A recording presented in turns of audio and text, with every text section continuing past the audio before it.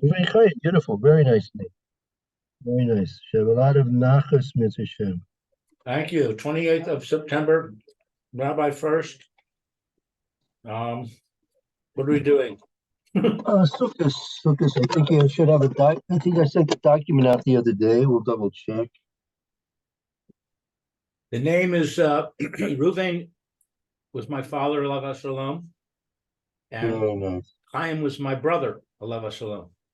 Ah, okay. So that's very nice. That's very good. Very nice. Okay, a lot of good Bez Hashem should have a lot of nachas from him and the rest of the family, and he should grow into a true Yir Shemaim and Talmud Chacham, and Bez Hashem give you and Klal Yisrael and most of all Kadosh Baruch Hu lots of true nachas mitzvah. Amen. Very nice, very nice. Many more simchas in the mishpacha. That's great.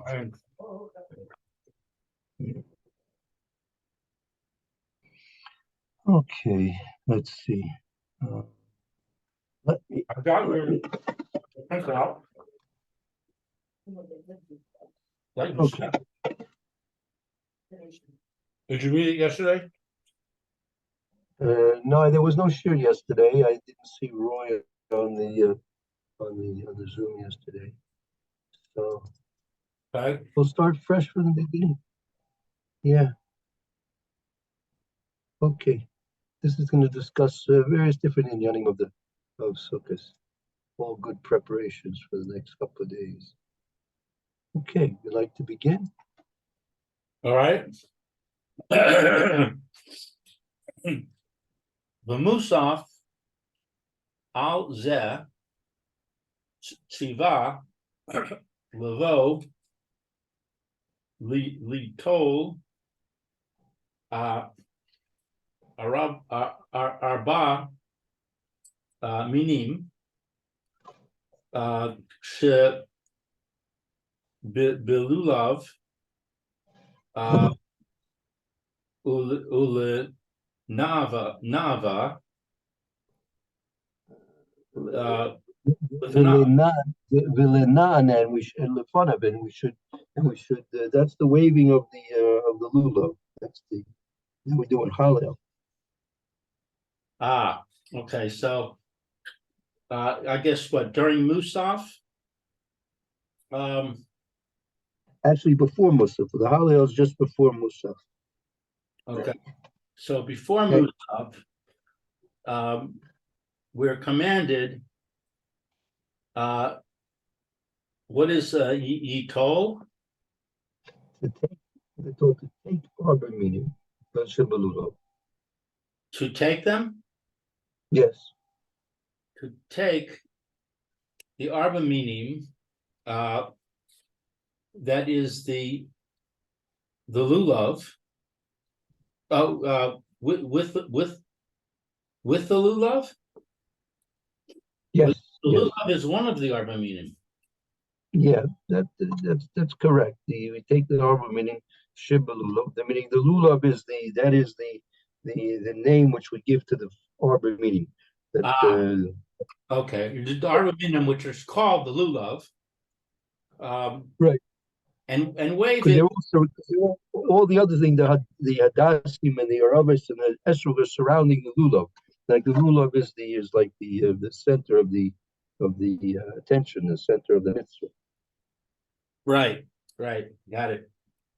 You've got all your dalit meaning. You've got everything. You're all you need for everything. You're ready. No, not yet. My son Ruvain gets them for me every year. Okay. He's a maven when it comes to knowing what to look for. Okay, perfect. So he goes and he picks them out with love, and he gets a set for me and a set for Yosef. Beautiful. Okay, good. And he's not giving them to me yet because he's waiting for the Arabas to come. The Arabas to come. Okay. And so probably tomorrow, the last minute he'll give them all to me. Okay, great. Okay, so we wave it before Hashem. Mipnei she'elu ha'arba'a minim, because these four species, gedolim, are great. Actually, here godly means golim al mayim. They grow, they're nourished from water. Godl is to also sometimes to be nurtured or to grow. They grow in the water, and they meratzim. What's meratzim? Merutzim,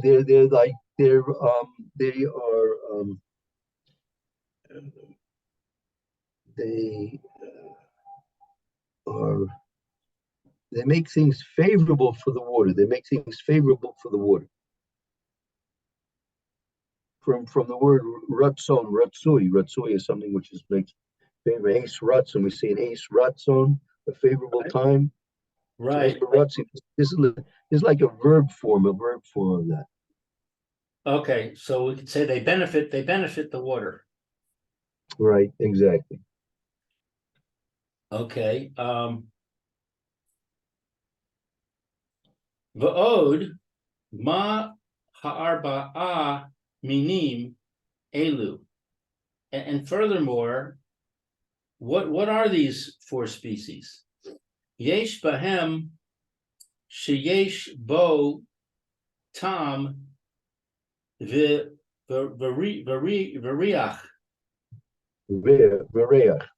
V'reach. Oh, there is for them taste and smell. Yeah, I mean, well, amongst this group of four, there are four different types. There are those that have tambourine, flavor and smell. Right. There are those that have flavor and smell. The yesh sheyesh bo tam v'lo reach, and there are those that they have flavor but no smell. The yesh sheyesh bo reach v'ein bo tam, and there are those that have smell and no taste. The yesh she'ein bo lo tam v'lo reach, and they have neither. Kad. Yes, that's right. So we have four different. Yeah. Kad Haim Yisrael. Kach. That's like kach. Like what? Kach.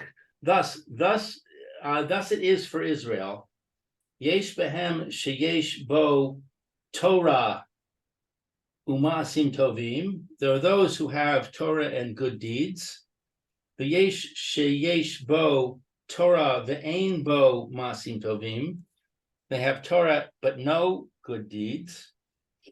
The yesh sheyesh bo maasim tovim ve'ein bo Torah. They have good deeds but no Torah.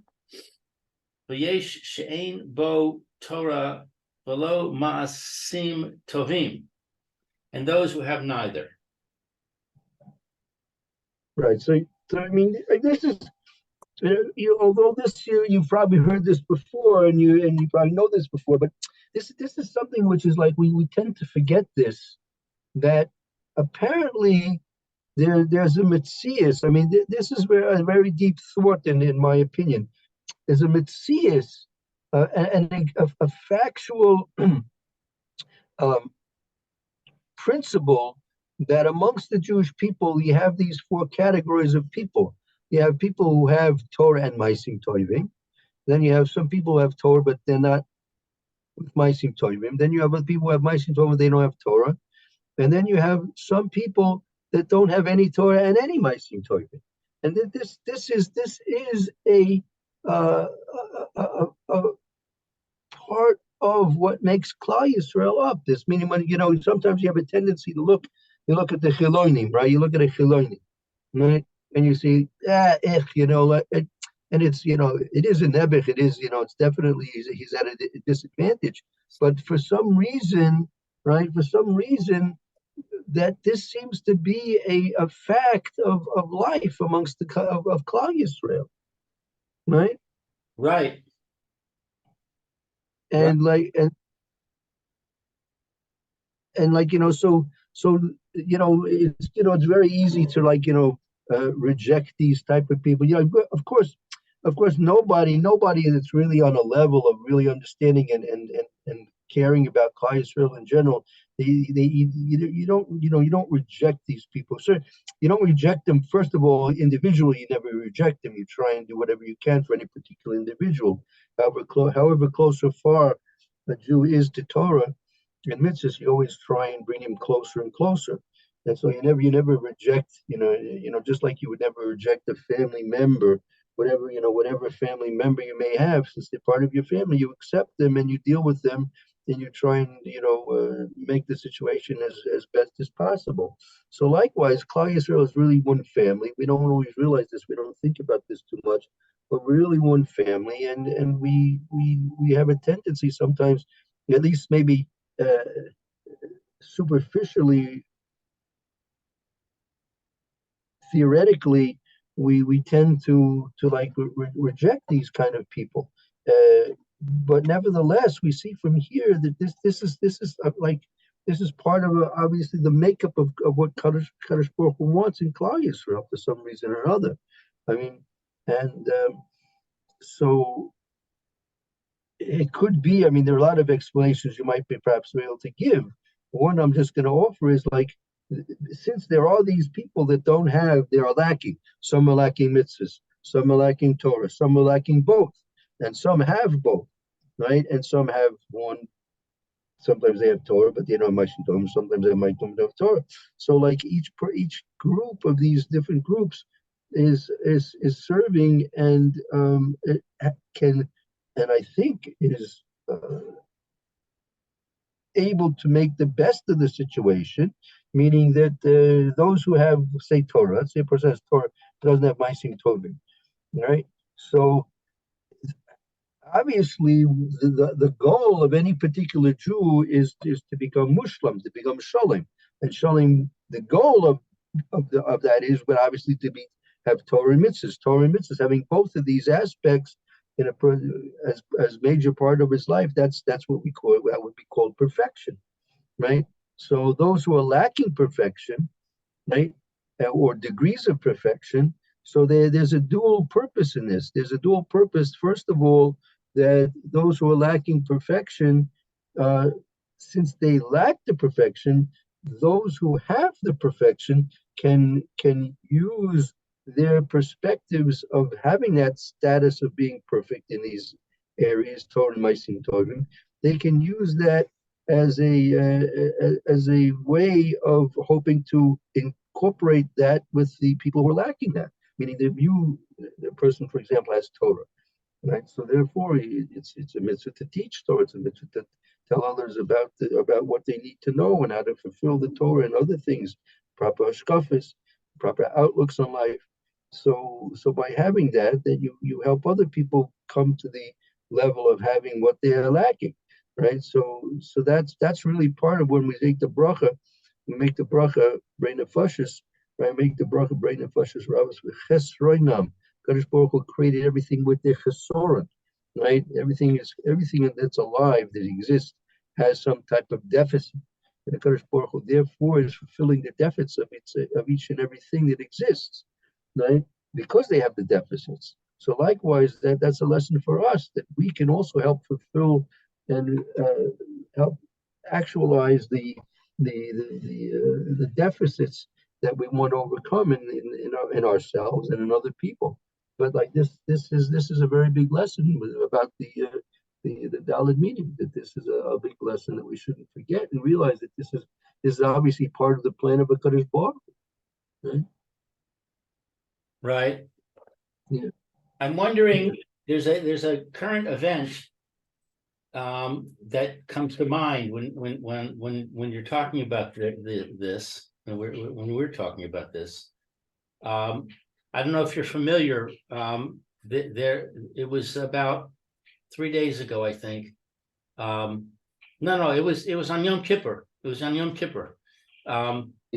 So in Tel Aviv, in Dizengoff Square, there was an organization of Jews, who they call them traditional, and I'm thinking that they would qualify as Maisim Tovim but no Torah, Right. Okay. and they organized a service, a prayer service for Yom Kippur in this square, in this open public area. Right. And apparently, according to the paper, the Jerusalem Post, there was a injunction that they got to say that nobody can build a mechitza. There's no separation of genders allowed, and Yeah. this was appealed to the Supreme Court, and the Supreme Court upheld it. So they gathered together for their ceremony, and again, according to the paper, there were some Orthodox Jews who started building a mechitza, and this resulted in fighting breaking out between the Jews and the Jews. Mm-hmm. So this was a big controversy, and then there's a member of the Knesset named Ben Gavir, who's very right wing, and he announced that he was going to organize a prayer service in Dizengoff Square, and let's see if they stop me, something like that. He was quoted as saying, and then there was a big outcry from many of the public figures, the prime minister and many of the other ministers, who said, "Don't do this," and you're throwing gasoline on the fire. And eventually, he withdrew his plan. He canceled his plan to have that. And also in response to his announcement, there was an announcement from the other Jews that we're going to also have a prayer service, but their prayer service was going to be an hour and a half after Ben Gavir's, so it wasn't necessarily a direct confrontation. It's not clear exactly what they were trying to accomplish, but at any rate, that's the story. The question is, what's our view of these allegedly Orthodox Jews who went and built the mechitza? Was that? I mean, according to the paper, this is some kind of a very small group. They're not representative of the majority of Orthodox Jews, and they acted on their own in this regard. What is our view of their actions?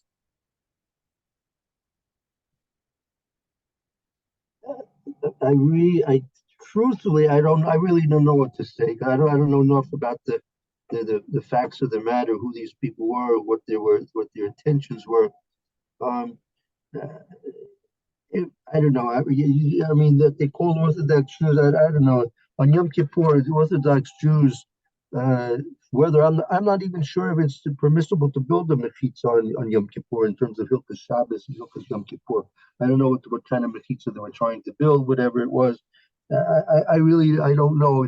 But these kind of things, at any time you get involved with these public and especially mass public things, you have to be very concerned about who's behind it, and even who's behind it, who are the people carrying it out, what's their real intention, what are they trying to achieve.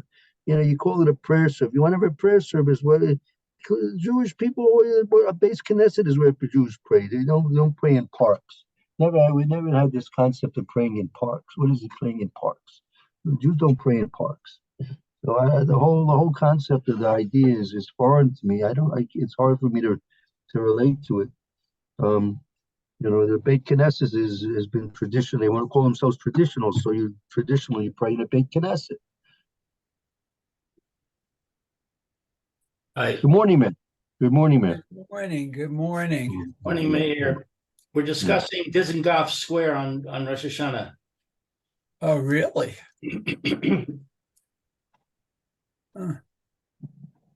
So, again, like I mentioned, they claim to be traditional Jews, but traditionally Jews always pray in a Beit Knesset.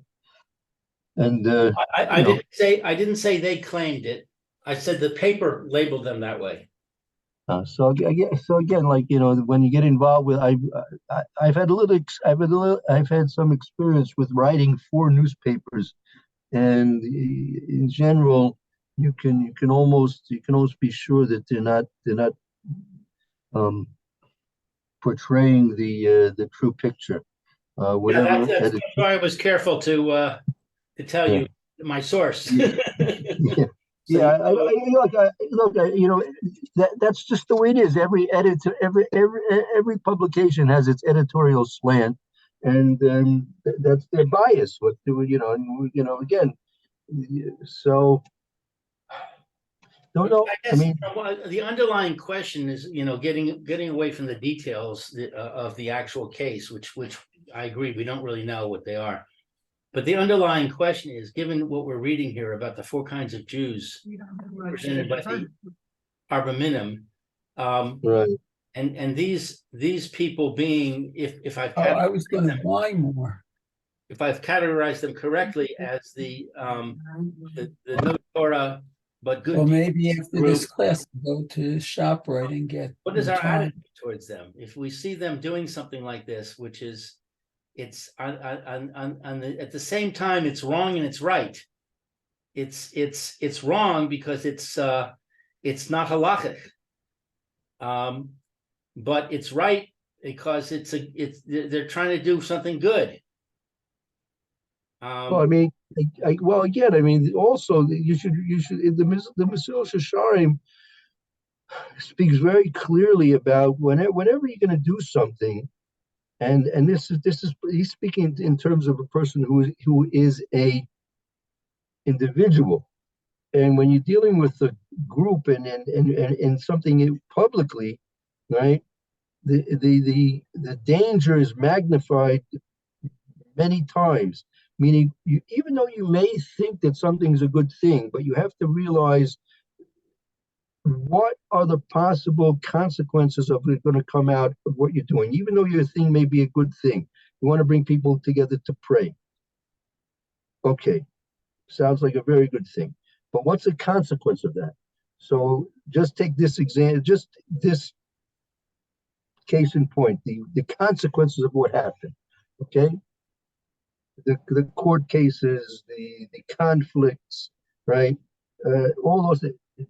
So you judge the value of the action you want to do, not on what it is existing in a vacuum, right? But you judge it up in the reality of what possible consequences could come about, right? Right. So let's say these people were traditional, right? Let's say they were traditional, okay, and they had a good idea, and traditionally speaking, Jews we pray with the mechitza, okay? We pray with the mechitza. That's part of our tradition, okay?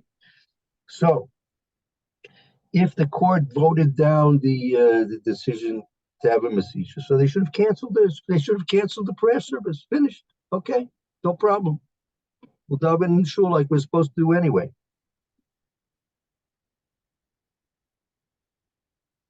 Okay. That would be I'm the. asking. I'm asking what is our attitude towards them, given what they're actually doing. So No, they shouldn't have done it exactly that way, but what is our attitude towards them? Do we want to be um,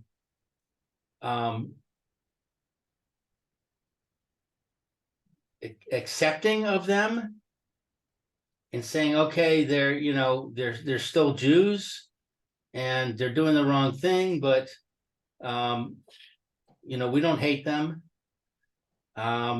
Or do we want to say, no, they're doing the wrong thing, and it doesn't matter whether they're Jewish, and it doesn't matter whether their heart's in the right place, so to speak. They're the enemy, and we hate them. No, first of all, I'm not sure which group you're referring to. Who are the ones we're supposed to hate? I mean, I don't know what the real ones that I think make the big mistake, or I'm not sure who the leaders of this group is, and their mistake was that if it can't be done in an acceptable way, it shouldn't be done at all, right? And you realize and you see now from what occurred that there was a terrible mistake was made. So okay, they're misguided, they're uninformed, and whatever it is, they made a mistake. So people make a mistake. Okay, so pray for them that they should realize their mistakes and hopefully do better in the future. Yeah, I think. What about the women of the wall? They come once a month to the kotel for Rosh Chodesh, and they go to the women's side, and they smuggle in a Torah, and they bring in talis and tefillin, and they have the Rosh Chodesh prayer service,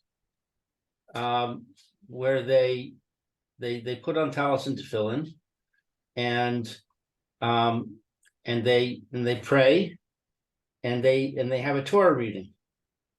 Right. And the law is they're not allowed to have a Torah in there, so they have to smuggle it in. Sometimes they get caught, and the Torah is confiscated. Sometimes they manage to get it in. What's our attitude towards them? Are they bad people that we should hate, or are they parts in the right place? First question is, first of all, their hearts are not in the right place, because what's so special about Rosh Chodesh? We're supposed to read the Sefer Torah on Shabbos and on Yom Beis and Hay as well. What's so special about Rosh Chodesh? Isn't there association with women, Rosh Chodesh and women? There's no Rosh Chodesh is a very nice time for all Jews. Okay. Yeah, I don't know. I don't know what their philosophy is. I have actually read quotes from the from their leadership, but I've never read anything which explained why they picked Rosh Chodesh. They've been doing it for like 20 years. Yeah, but it makes no sense. I mean, Jews don't pick any Jew who's picking the senses that they want to do and the way they want to do it is not really considered it is not a Torah Jew. That's not Torah. Torah is a law. You don't pick which laws you want to observe. We have a Shulchan Aruch, and you observe the Shulchan Aruch. Now, those who intentionally are not observing the Shulchan Aruch, so they have more of a problem.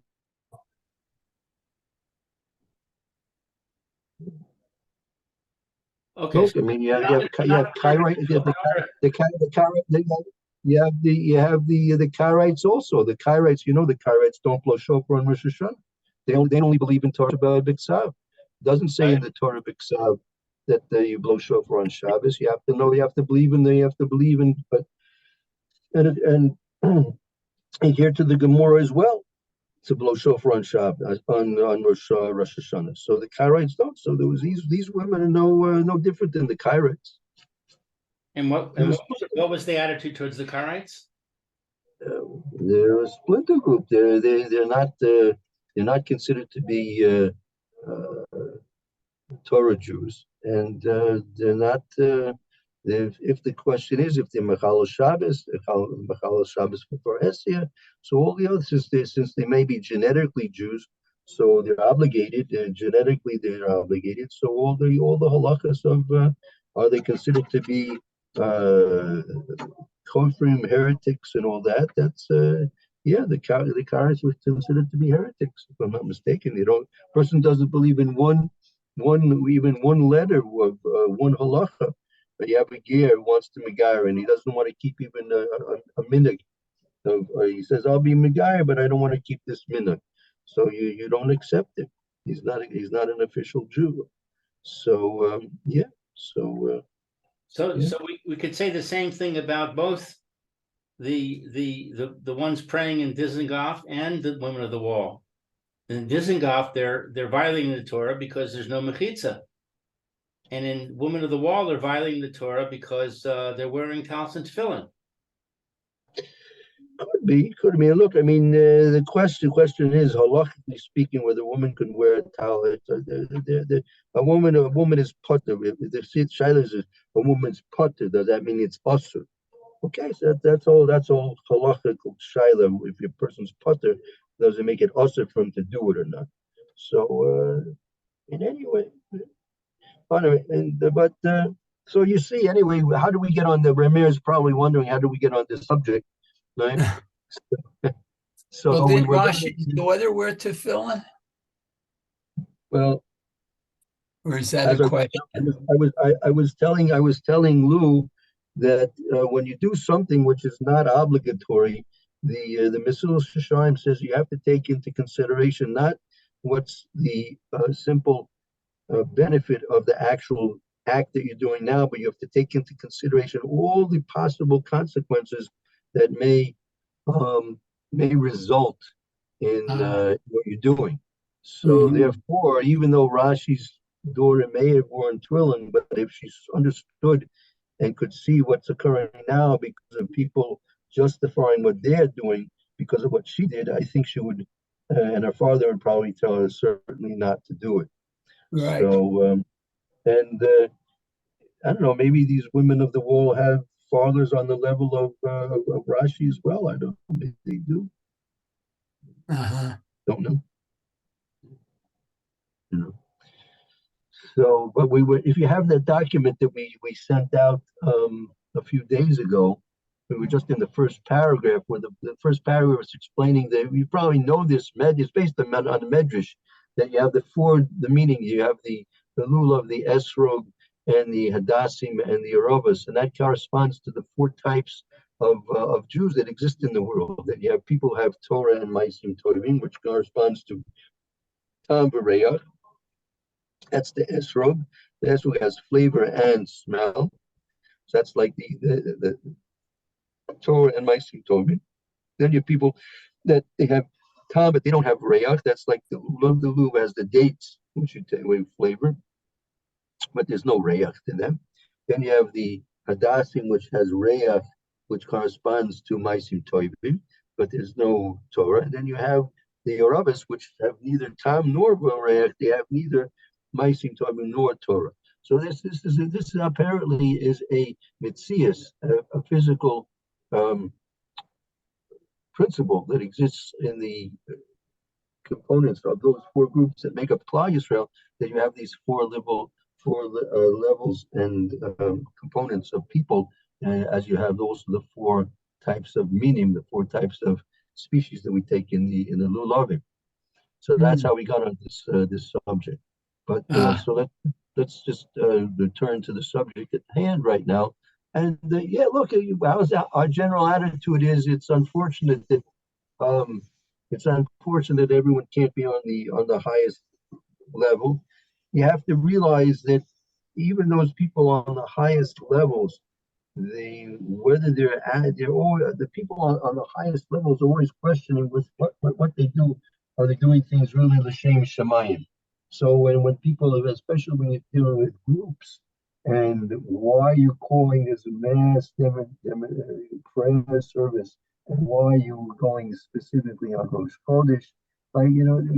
Look into your Maisim, look into the heart of hearts, and try and decide what are you really trying to accomplish. Who are you trying to serve here? What is your purpose? Is your kavanah to bring a Kiddush Shem Shemayim, which be the purpose of every Jew in the world? That the people should look at Jews and say, "Oh, what a fine people we are, representatives of the Kadosh Baruch Hu."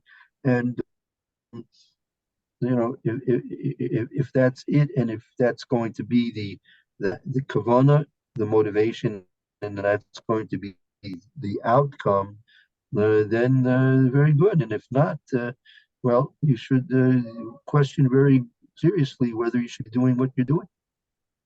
Mm. And if they don't, then things happen which are unfortunate. It's very saddening. It's a saddening thing. Yeah, it's a saddening thing. And as one I forgot exactly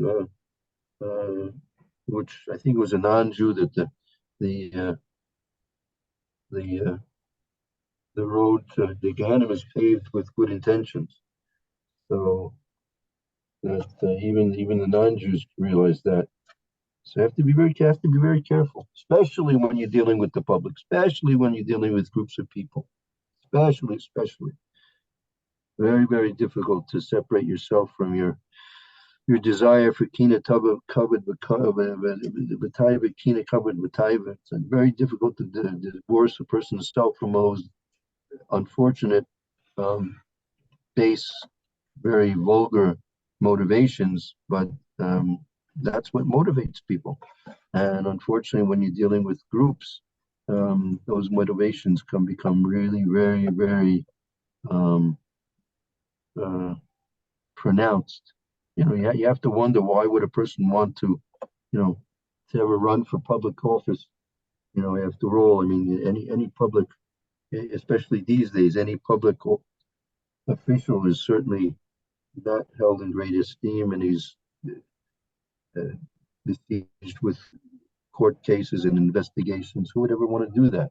So if it wasn't for Kina Tavid Makavod, I'm sure no one in his right mind of any intelligence would want to do such a thing like that. But yeah, okay, so let's continue on. Hey, we're on the second to last line of the first paragraph. Okay. Amar Right. Hagitahu, Hashem says, La'avdam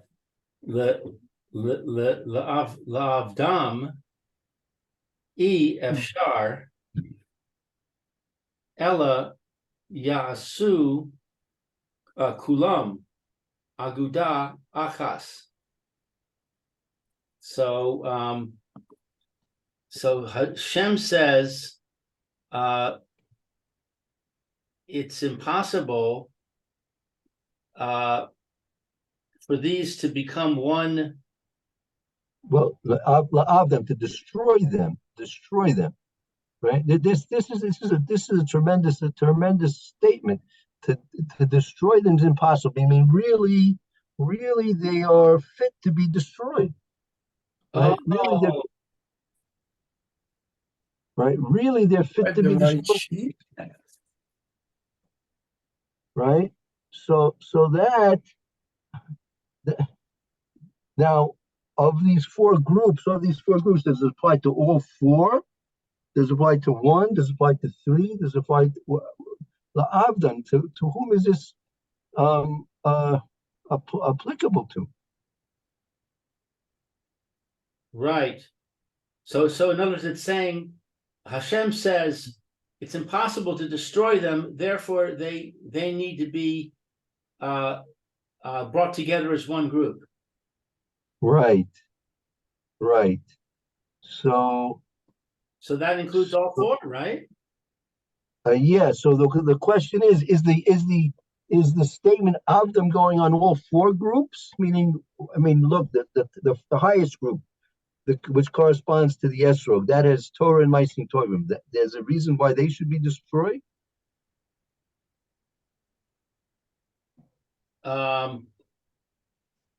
Well, maybe there's a culpability there. on them that they should be a light unto the nation. A light unto the nations includes a light into the Jewish nation. Maybe they have failed in their responsibility to set a proper example and to be inspiring, so that the other Jewish people follow the Torah also. Yeah, well, I mean, they have Ma'asim Tovim. Aside from, if it was just that maybe on the second group, if they just had Torah but no Ma'asim Tovim, right? So that group you might be able to say that about. But to say that about the first group, I find that very difficult to accuse those who are apparently perfect in Torah and Ma'asim. The fact that they have Ma'asim Tovim means they are doing what they can do, right? I hear. And so, and the third group that they have Ma'asim Tovim, but they don't have Torah. So therefore, I mean, okay, maybe they are doing. And again, when we're talking about Ma'asim Tovim, we're talking about Ma'asim Tovim in the eyes of a Kadosh Baruch Hu, okay, not what we or other people or the philosophers may think are Ma'asim Tovim. We're talking about that Kadosh Baruch Hu considers their Ma'asim Tovim, right? But since they don't have Torah, there's some lack, that they're missing that element, right? So the ones who have Torah and Ma'asim Tovim, they should be inspiring everybody else, right? But apparently they're not. So I'm not so sure. I'm not so sure. I mean, well, why do we have a fact that so many people are not in that group? That group is very small. It's like 5 to 20%, I would guess. No, so that's what I'm saying. I mean, again, HaKadosh Baruch Hu, in some way, this seems to be a situation which exists, right? This is a situation exists now.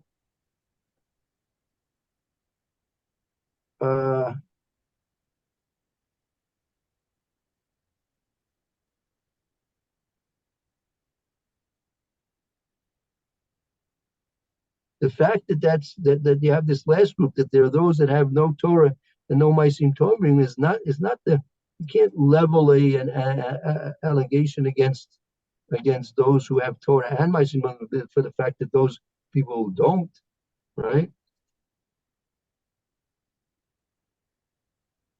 Well, I don't know. I mean, you're asking a question. Why does it seem to say that the people with Torah and Ma'asim Tovim should be destroyed? So I'm trying to come up with a reason. I'm saying maybe this is the reason. I don't know what other reason. Yeah, well, that's see, I'm not. I don't know with this statement, right? That they should be destroyed. I'm not. It's hard for me to believe that it's referring to all four groups. Right now, you have the choice. You can say it's not referring to the first group. It's referring to the other three groups that are lacking shleimus. Some are lacking Torah, some are Ma'asim Tovim, some are lacking both. So all those should be destroyed. I don't know. Well, I would say from the Holocaust, we don't see that the destruction was confined to any one group. It seems that it would spread amongst all the groups. Right.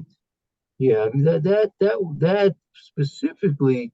I mean, look, we've seen this when there was the Korban Bayis Rishon, the Korban Bayis Sheni. Although you see that, for example, the Korban Bayis Rishon, you see that 10 years before the Korban, the Talmidei Chachamim were taken into exile 10 years before the Korban, and they were transplanted and reestablished in Babel. And Akash Baruch did that intentionally in order that when the rest of Klal Yisrael should come to Galus, there would already be a infrastructure of Torah, meaning yeshivas. There'd be yeshivas in places that they could incorporate themselves into Galus without having to start from the ground up. They already had the infrastructure prepared for them, so they didn't have to go through the Korban bias, the destruction of the base of Mikdash. I know it's not clear to me. All right, in any event, I think we have our time has come up. Fine, let's we'll be able, I think, tomorrow we can continue if you want tomorrow. Tomorrow's Erev Sukkos. There's no Parsha Shavua, so if you want 9:30, we can continue tomorrow on this mitzvah. That'd be great. Okay, very good, mitzvah. And what about our other topic? Do you have any time today? It could be. Let's see. I think unless someone may come for me for the Dalit meeting, it could be about 2:30. You know what? 2:30. I'm going to set my. I'm sorry for the other day because I got involved with a chavrusa. He had me in the base measures. I wasn't here even to see your email at the computer. But let me set my alarm right now. 1 second. Hold on.